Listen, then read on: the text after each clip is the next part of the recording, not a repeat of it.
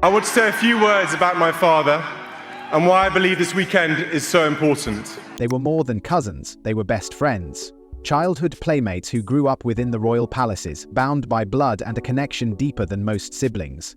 But somewhere along the line, everything changed. What happened between Prince William and Zara Tindall? Could their once inseparable bond have been shattered by royal politics, hidden tensions, and the weight of duty? The answer might shock you. From the outside, their relationship seemed perfect. Two cousins raised in the grandeur of British royalty, sharing laughter, secrets, and the weight of their family name. Born just a year apart, William and Zara were inseparable as children, their bond as natural as the blood that linked them. While other members of the royal family upheld tradition with a stiff upper lip, these two found solace in each other. Their childhood was filled with shared holidays, games in the vast palace gardens, and moments of pure, unfiltered joy. Theirs was a bond that felt unbreakable. But the weight of royal blood is not so easily ignored. William's life was never truly his own. From the moment he was born, the entire world knew his destiny. Heir to the throne, future king, and the living symbol of the monarchy. His path was carved out for him long before he could even understand it. Every move he made, every word he spoke, every glance he gave was scrutinized, documented, and analyzed. There was no room for error, no space for rebellion. His upbringing was rigid, structured, and dictated by centuries of royal expectations. He was groomed for power, and every aspect of his life was designed to prepare him for the crown he would one day wear. Zara, on the other hand, was given something William could never have: freedom. Unlike her royal cousins, she was born without a title. No Her Royal Highness, no obligation to the monarchy, no suffocating expectations. She was royal by blood but lived a life far removed from the constraints of duty. Instead of being paraded in front of cameras or molded into the perfect future monarch, she was allowed to carve her path. She found passion in equestrian sports, diving headfirst into a world far from royal obligations. While William was being taught how to rule a nation, Zara was learning how to master a horse.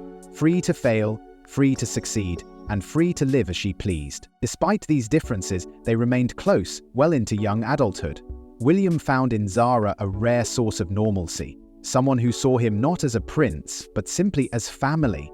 She could make him laugh when the weight of responsibility felt too heavy. She could remind him of childhood innocence when his world felt like a never-ending series of royal obligation. Their bond was more than just cousinly affection. It was a connection built on years of understanding, a silent promise that no matter how different their lives became, they would always be there for each other. But time has a way of changing even the strongest of relationships.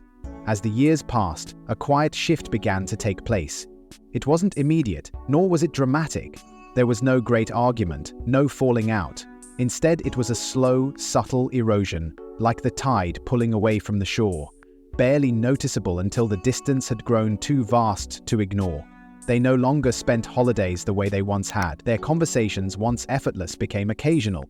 Appearances together grew fewer, and their wantably warmth in public began to cool.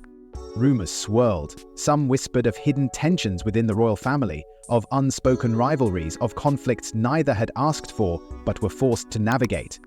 Others pointed to the simple truth of life. People grow, they change, they drift apart. But was it just a natural separation? Or was something more at play? But to truly understand their connection, we must go back to where it all began.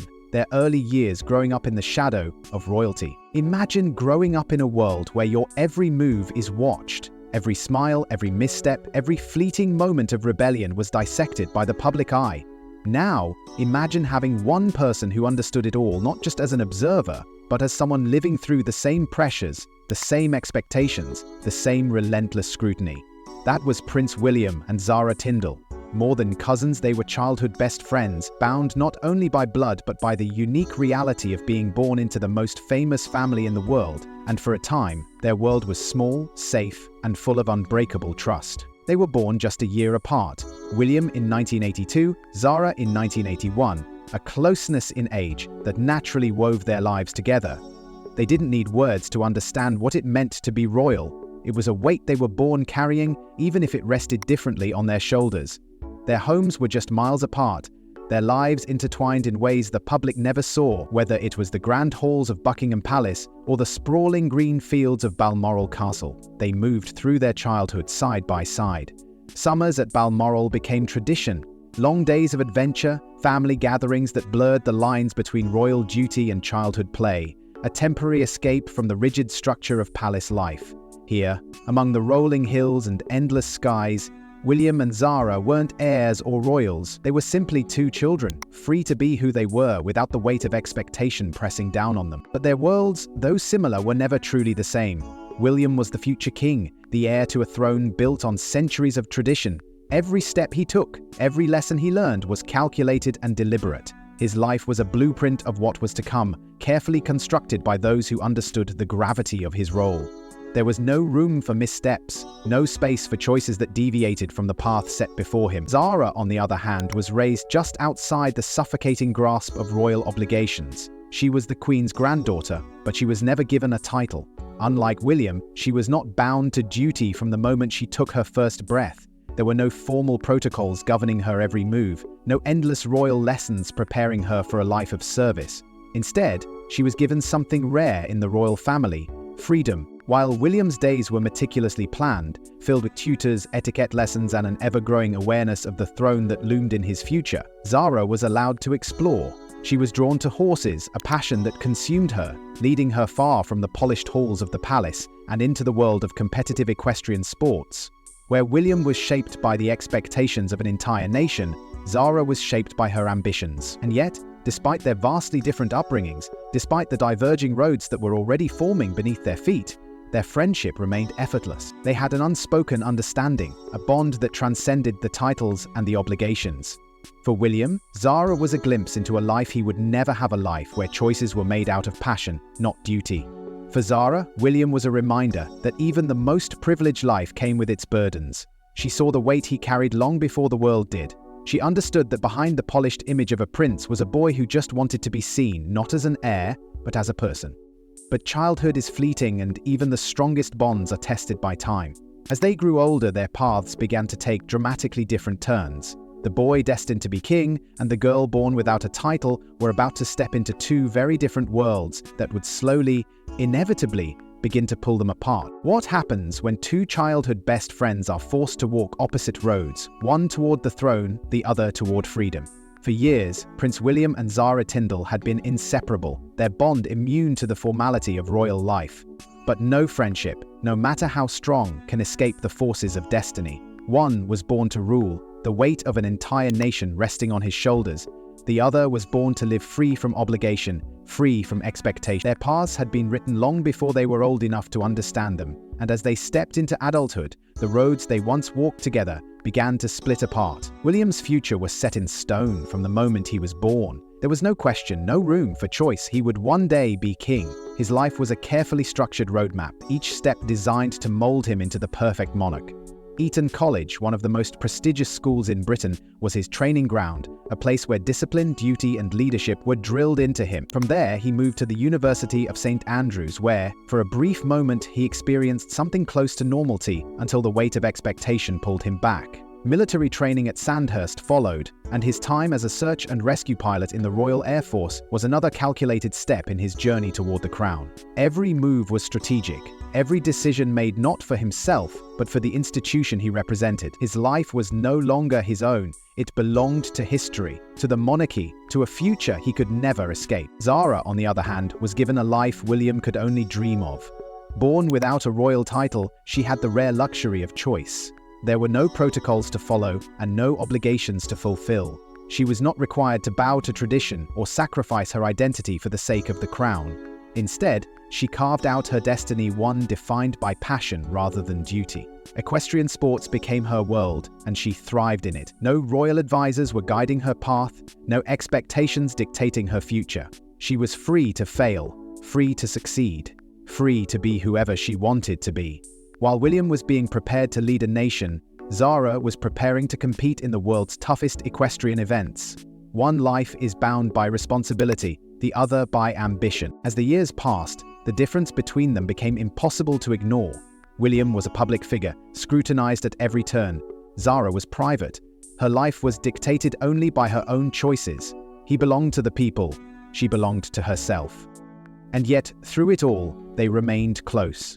William found comfort in Zara's independence, a reminder of the life he might have had. Zara in turn saw the pressures William faced and knew that freedom came at a cost. They were two sides of the same coin, one weighed down by obligation, the other unburdened but separate. But something changed. The bond that had once seemed unshakable began to shift. It was subtle at first, easy to dismiss as nothing more than the natural drift of adulthood, but it was more than that. Something deeper, something structural, something ingrained in the very foundation of the monarchy itself had started pulling them apart. And as time went on, the distance between them only grew. But what could have created the distance between them? The answer lies in the very structure of the monarchy itself. To be royal is to live by rules, traditions, and expectations. But not all royals are treated the same. Some are born with duty woven into their very existence, their futures dictated before they can even speak. Others are given something far rarer, the ability to choose. And within the British royal family, that difference is everything. It defines relationships, influences power, and, in ways the world never sees, creates divides where none were ever meant to exist. For Prince William, there was never a moment of escape. From the day he was born, he belonged not just to his family, but to the public. Every movement was analyzed, every expression scrutinized, every step forward predetermined by the weight of the crown he would one day wear. He was the heir, and with that title came a life of constant surveillance. The press followed him relentlessly, hunting for the smallest misstep, the briefest crack in the carefully curated image of the perfect future king. He was raised to embody duty, to remain composed, and to never show weakness, because weakness, in the eyes of the world, could mean instability for the monarchy itself. But Zara was different. She was born into the same family and shared the same royal blood, yet was untouched by its burdens. Without a title, she was invisible to the public eye in a way that William could never be. No paparazzi were hiding in the shadows, and no expectations were placed upon her shoulders. While William's life was carefully controlled, Zara was free to make mistakes, to live without consequence, and to carve out a future not dictated by royal duty, but by her ambition. She was allowed the luxury of an ordinary life, a privilege William would never know. And then there was their grandmother, Queen Elizabeth II. She adored them both, but even in the most powerful of families, favoritism is unavoidable. The Queen had a deep connection with Zara, one built on a mutual love of horses. This wasn't about politics or status, it was about something simpler, something personal. Where William was groomed for the throne, Zara was free to share a bond with the Queen that had nothing to do with royal obligation. They spent hours together at horse races and spoke a language of passion and freedom that William could never truly be part of. The Queen's support for Zara's equestrian career was not just affectionate, it was a quiet rebellion against the very institution she led. She admired Zara's independence and her ability to step away from the monarchy's grasp while remaining close to the family. This difference in treatment, though never openly acknowledged, may have been the first real fracture in William and Zara's once unshakable bond. William was always expected to follow the path laid out for him, to fulfill the destiny set in motion centuries before he was even born. Zara, on the other hand, could walk away. And that difference, the weight of obligation versus the privilege of freedom, slowly, perhaps even unconsciously, began to create a distance between them. But for all the subtle shifts and silent tensions, nothing would test their bond like the tragedy that came next. The moment that shattered William's world, changed him forever, and proved that even the strongest family ties could be torn apart in an instant.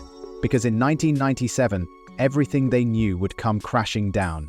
The death of Princess Diana would change not just William, but the very foundation of his relationship with Zara. A tragedy can either break or strengthen a bond. For William and Zara, it did both. The summer of 1997 was supposed to be like any other, a time for royal duties, public appearances, and carefully controlled narratives. But in one devastating moment, everything changed. The world stopped. The monarchy trembled. And for a 15-year-old Prince William, life as he knew it was gone forever. The death of Princess Diana was not just a personal loss. It was a seismic event that shook the foundations of the British royal family. And in the eye of the storm stood a grieving son, thrust into a level of pain and exposure no child should ever have to endure. The weight of Diana's death was more than just sorrow, it was a spectacle. The world grieved, the press circled like vultures, and the young prince had nowhere to hide. He was forced to mourn under the glare of flashing cameras, every tear, every bowed head captured and dissected by the media. But, amid the suffocating grief and relentless scrutiny, There was one person who didn't see him as a prince, a public figure, or a symbol of the monarchy. Zara saw him for what he was, a boy who had just lost his mother. Away from the cameras, away from the political maneuvering of the royal institution, Zara remained by his side. She didn't offer formal condolences or rehearsed words of sympathy. She didn't tell him how to grieve or what was expected of him.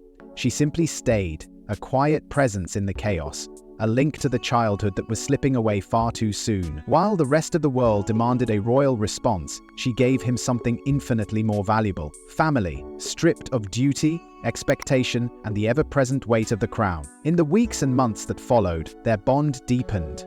Zara became one of the few people William could trust completely, someone who understood his world but never tried to control it. She reminded him of who he was before he became a symbol of national grief, before the expectations of a future king hardened him against the world. And for a while it seemed as though their connection was unbreakable. But grief changes people. So does time.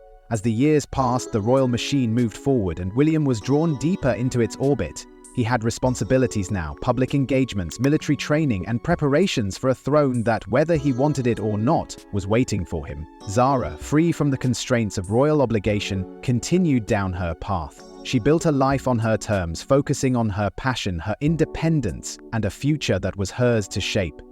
Slowly, the closeness they once shared began to shift, not from lack of love, but from the growing distance between their worlds. Their friendship had survived the unimaginable, but now, a different challenge loomed. It wasn't a tragedy that threatened to pull them apart this time. It was the very institution they had both been born into. In the royal family, politics is as powerful as blood, and even the strongest of bonds can be tested when duty and loyalty collide. Their friendship was unshakable, until royal politics came into play. What if the biggest challenge to their friendship wasn't distance, but the very family they belonged to? For years, Prince William and Zara Tindall had been more than just cousins. They had been confidants, bound by a shared history that few could ever understand. But within the walls of the British monarchy, relationships are not just personal, they are political. And when the cracks within the royal family deepened, William and Zara found themselves caught in a silent battle. One that neither had asked for, but could no longer ignore. It started with a fracture that had nothing to do with them, at least, not directly. The growing tension between Prince William and Prince Harry was no longer a private family matter. It had become a spectacle for the entire world to witness. What began as whispers of disagreement between two brothers soon escalated into one of the most public royal conflicts in modern history. And with every headline, every interview, every revelation, the once unbreakable bond between the future king and his younger brother continued to unravel. The choice was clear: you were either on William's side or Harry's. But Zara refused to choose. She was family to both, and she wouldn't let their battle become hers. While William distanced himself from Harry, cutting ties as their worlds drifted further apart, Zara remained neutral. She didn't turn her back on Harry when he stepped away from royal duties, nor did she fully align herself with William's growing responsibility. She occupied a rare space in the family, one where loyalty wasn't dictated by duty and relationships weren't defined by royal protocol. But neutrality comes at a cost, and in the monarchy, choosing not to take a side can sometimes feel like betrayal. The tension wasn't spoken aloud, but it was felt in the smallest of ways. The casual ease that once defined William and Zara's relationship began to fade. Their conversations became less frequent, their moments together more formal. Where once they had laughed freely, now they exchanged pleasantries with the careful restraint of two people who understood the rules of the institution they were born into. The gap between them wasn't created overnight, but it was growing. And for the first time, their friendship, one that had survived childhood, duty, and even grief, seemed uncertain. But it wasn't just the rift between William and Harry that had changed things. The monarchy itself was shifting, and with it, William's role was becoming more defined than ever before. His responsibilities as the future king consumed him, shaping him into the leader he was expected to become. Zara, on the other hand, had spent her life moving further away from royal obligation. She had built a world where she was free from the constraints of royal life, focusing on her equestrian career, her family, and the life she had chosen for herself. The closer William moved toward his destiny, the further Zara drifted from the monarchy's grasp. And so, their relationship evolved not with a dramatic falling out, but with a quiet, undeniable shift. They were still family, still bound by blood, but their connection was no longer what it once had been. The cousin who had once been William's greatest source of normalcy was now someone he saw only in passing at royal events, exchanging polite smiles that barely hinted at the history they shared. It seemed inevitable, as if the forces at play had always been leading them to this moment. But just when it seemed like they had grown apart forever, a new development surprised everyone. A twist in their story that neither of them saw coming. One that would challenge the distance between them and force them to confront the bond they had once sworn would never break. All signs pointed to distance, but was their bond ever truly broken? For years, the whispers of a fractured relationship between Prince William and Zara Tindall had grown louder. The royal duties, the shifting alliances, the unspoken tensions. Everything seemed to suggest that the cousins who had once been inseparable had drifted apart for good. And yet, beneath the surface of formality and protocol, something far more complex was at play. Because in the royal family, things are rarely as they seem. Despite the speculation, reports suggest that William and Zara still share a bond stronger than the world assumes. While their public interactions may appear distant, the truth is far more nuanced. Unlike others who have openly chosen sides in the royal divide, Zara has remained a quiet but unwavering presence in William's life. There are no grand gestures and no public declarations of support, but actions speak louder than words. In the moments that matter, she has always been there. At royal events, where every interaction is scrutinized, Zara and her husband, Mike Tindall, have been seen standing by William's side, not as mere attendees but as family.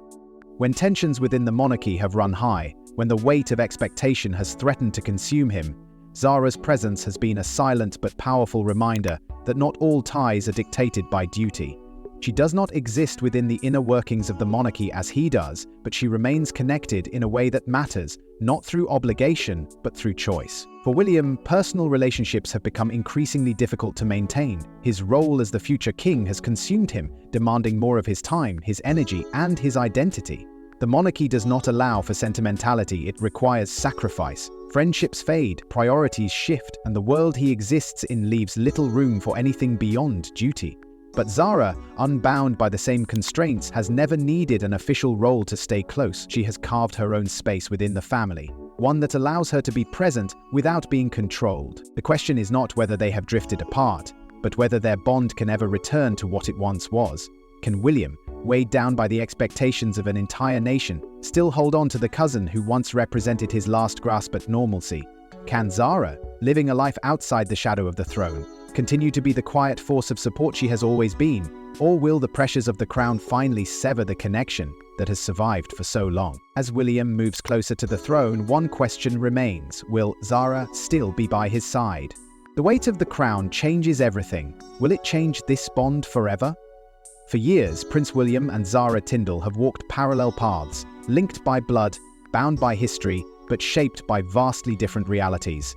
Once inseparable, their relationship has endured childhood innocence, personal tragedy, and the growing divide that comes with duty and freedom.